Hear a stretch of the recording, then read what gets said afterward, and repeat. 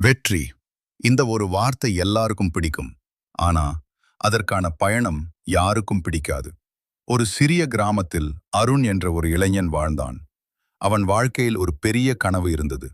ஏதாவது சாதிக்க வேண்டும். ஆனா அவன் சுற்றியிருந்தவர்கள் எல்லாம் உன்னால முடியாது என்றார்கள்.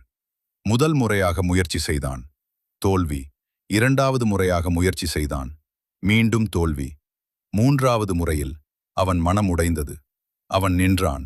அவன் நினைத்தான், நான் உண்மையிலேயே முடியாதவனா? அந்த நேரத்தில் அவன் அப்பா சொன்ன ஒரு வார்த்தை நினைவுக்கு வந்தது. தோல்வி வந்தால் நிற்காதே, அது வெற்றிக்கான பயிற்சி. அந்த வார்த்தை அவனை மீண்டும் எழுப்பியது. அவன் மீண்டும் முயற்சி செய்தான். நாள்கள் கடந்தன, மாதங்கள் கடந்தன. அவன் முயற்சி மட்டும் நின்றதே இல்லை. ஒரு நாள் அவன் சாதித்தான். அவனை பார்த்து நேற்று முடியாது என்றவர்கள் இன்று பாராட்டினர். ஆனா அவன் மட்டும் தெரிந்திருந்தது, இந்த வெற்றி ஒரே நாளில் வரவில்லை. தோல்விகளின் மேல் கட்டப்பட்ட வெற்றிதான் இது.